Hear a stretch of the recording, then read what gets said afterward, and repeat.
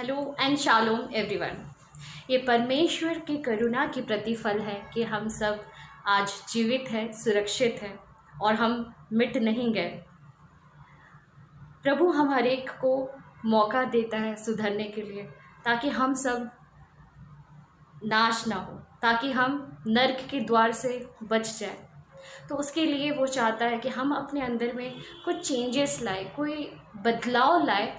ऐसा व्यवहार हम अपने अंदर में एक इनबिल्ट कैरेक्टरिस्टिक लाने की कोशिश करें जिससे परमेश्वर इम्प्रेस होता है, जिससे परमेश्वर खुदावंत, स्वर्गीय खुदावंत हमसे खुश होता है।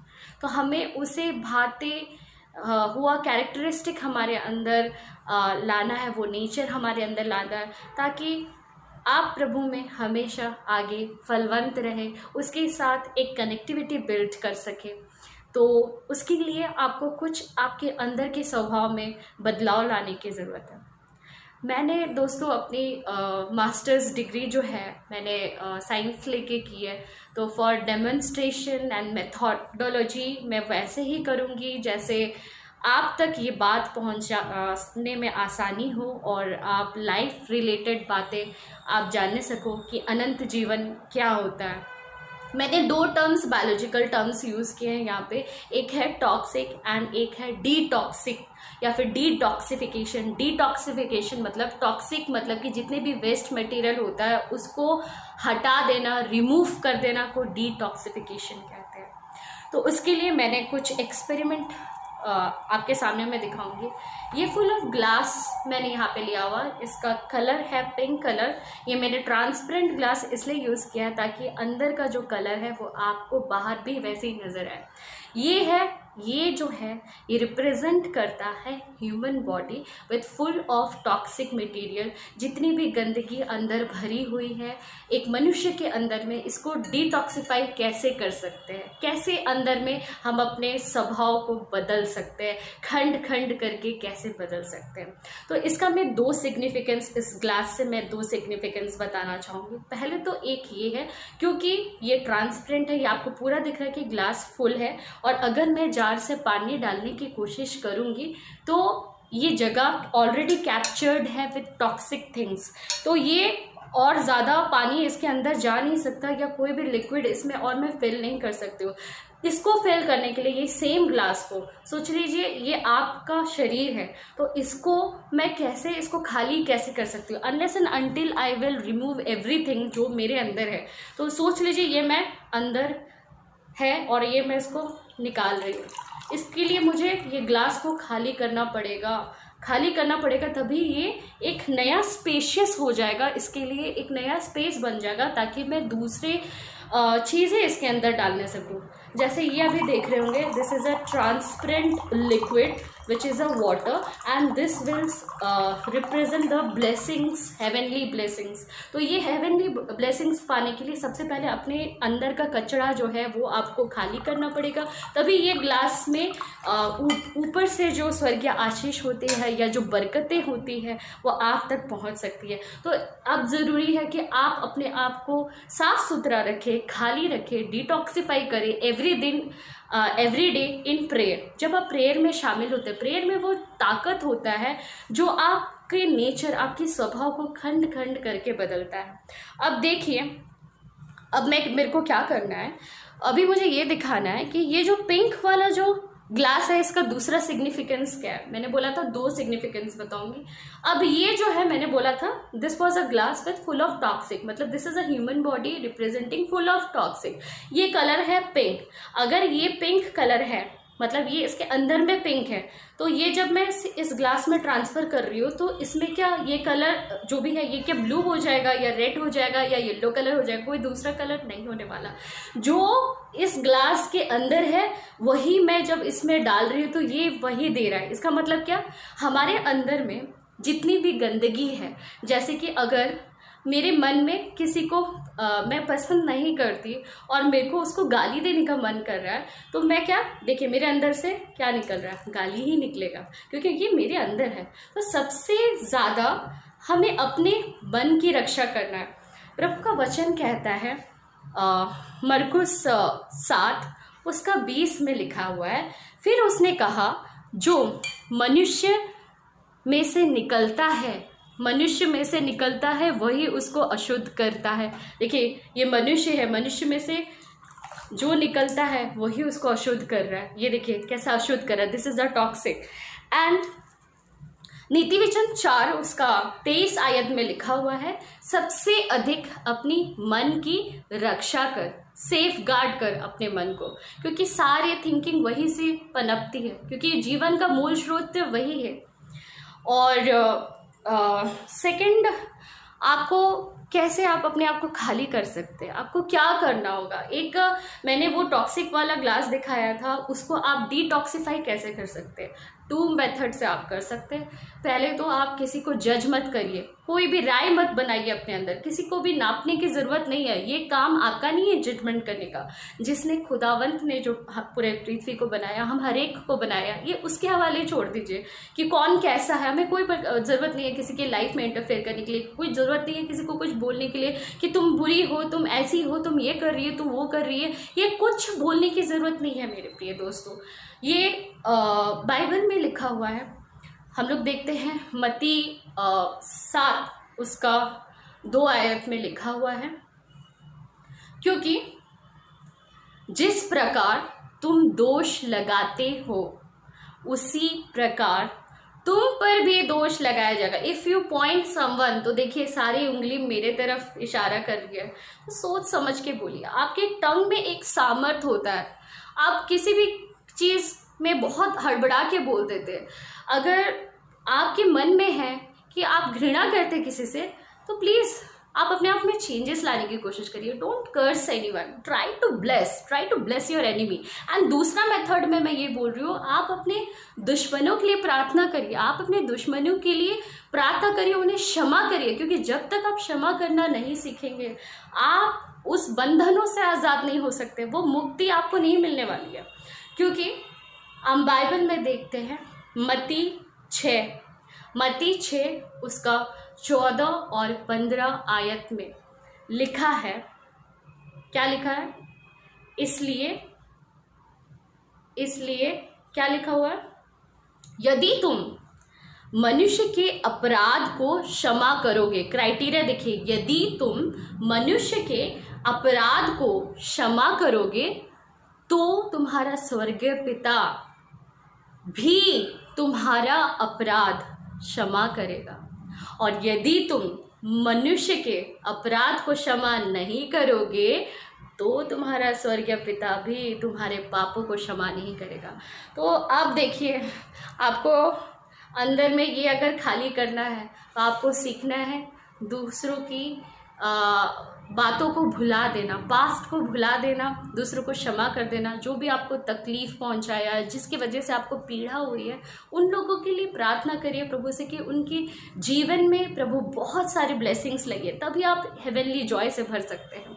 आप दूसरों के लिए जो आपको तकलीफ़ पहुंचाए, चाहे वो आपका खुद का फैमिली हो, चाहे वो फ्रेंड हो, कोई आपका बॉस हो, या कोई भी जो भी सर्कमस्टांसेस में है, आप उनके लिए प्रार्थना करिए कि प्रभु उनके थिंकिंग को चेंज कर दीजिए।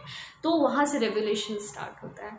आपको इस तरीके से सोचना है, आपको ये सोचना है कि प्रभु मुझसे कैसे मेरे करीब कैसे आ सकता है प्रभु का, जब हम उसके नक्शे कदम में चलते हैं।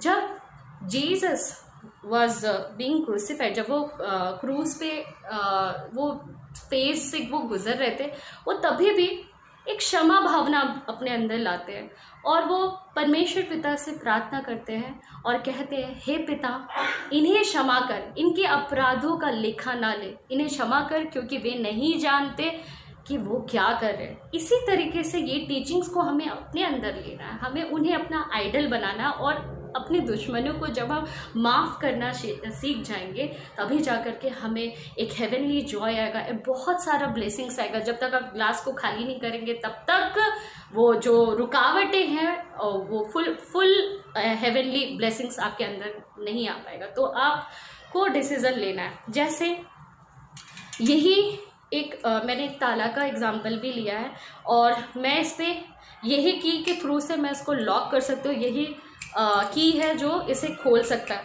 अगर इसके जगह इसके जगह अगर मैं कोई और चाबी डालने की कोशिश करूँ, सपोजिंग इस चाबी से मैं खोलने की कोशिश कर रही हूँ, तो ये ताला नहीं खुलेगा। मतलब ताला खोलना मतलब आपको खोलना है, आपके अंदर की कितनी भी गंदगी है उसे प्रभु के सामने लाना है। आपको बोलना है कि प्रभु क्षमा कर, मेरे सारे दुश्मनों को, मेरे सारे बैरियों को क्षमा कर। यही एक जरिया है। दिस इज नेसेसरी नहीं, ये मैंडेटरी है कि आपको करना है, तभी जाकर के प्रभु आपके लिए रास्ता निकालेगा, तभी बहुत सारी बरकतें आपके लिए आएंगे और आपके द्वारा पूरा परिवार आशीषित होगा। और एक मैं बताना चाहूँगी, हम लोग जिस नाप से नापते हैं, और एक चीज़ है, देखिए अगर I am using this measuring scale और मैं नाप रही हूँ, तो याद रखिए आप जो नाप से, जिस नज़रिया से आप लोगों को देखते हैं और आप नाप रहे हैं और उनका एक राय बना रहे हैं, वही नाप परमेश्वर पिता जो ऊपर है वो आप पे भी वही सेम मेजरिंग आपसे करेगा और कहेगा कि जिस नाप से तुम नापते हो तुम्हारे लिए भी उसी नाप से नापा जाएगा। तो परमेश्वर के नज़र में ऐसा उचित नहीं है। तो होना ये है कि आपको सीखना है, किसी पे दोष मत लगाइए, डोंट जज एनीवन, किसी को मेजर मत करिए, ये आपका काम नहीं है। न्याय परमेश्वर के हाथ में छोड़ दीजिए, आप बस चलते जाइए, आप अपना कर्म करते जाइए, एक दिन फल आपको ज़रूर मिलेगा। तो यही रेवोल्यूशन है जो आपको अपने अंदर लाना है और परमेश्वर का निकट आप ऐसे ही जा सकते हैं। तो चलिए आज प्रभु की स्तुति में शामिल होते हैं और प्रभु को डेडिकेट करते हैं ये सॉन्ग। चलिए।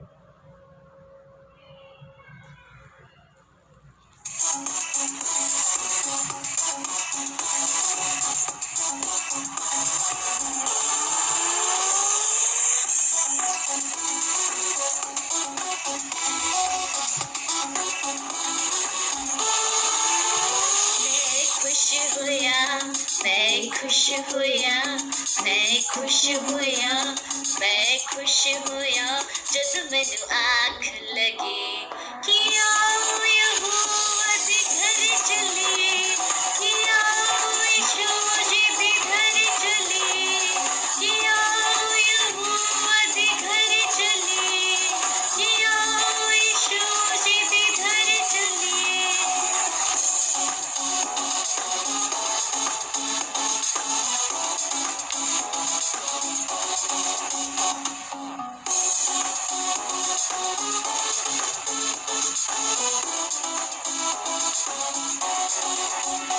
मैं नचदा वांग सदाइया, दिख तेरिया सब भलाइया। मैं नचदा वांग सदाइया, दिख तेरिया सब भलाइया। तेरे घर दे है लोकां दी मैनू, तेरी राह विच दित्तियां वधाइयां। तेरे घर दे है लोकां दी मैनू, तेरी राह विच दित्तियां वधाइयां।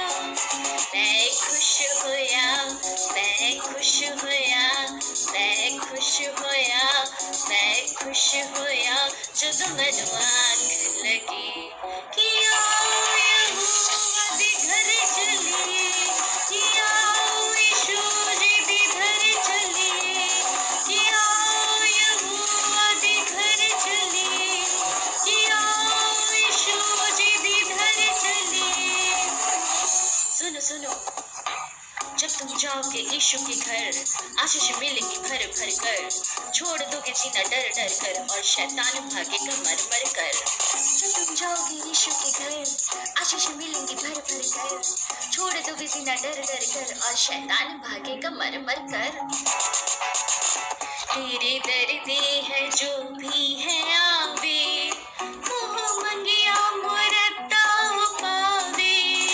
तेरे दर्दे है जो भी है आवे, मुँह मंगिया मुरत्ता पावे।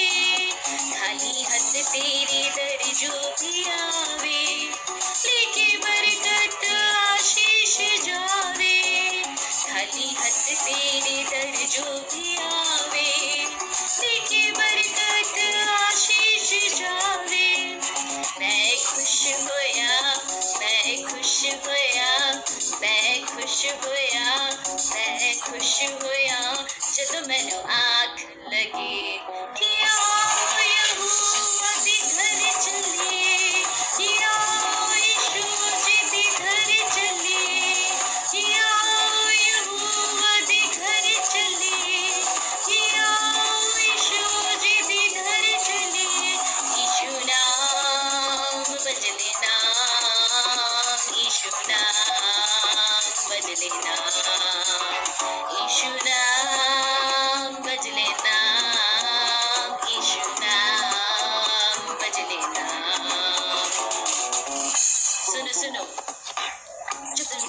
यीशु के घर, आशीष मिलेंगी भर भर कर, छोड़ दोगे जीना डर डर कर, और शैतान भागेगा मर मर कर।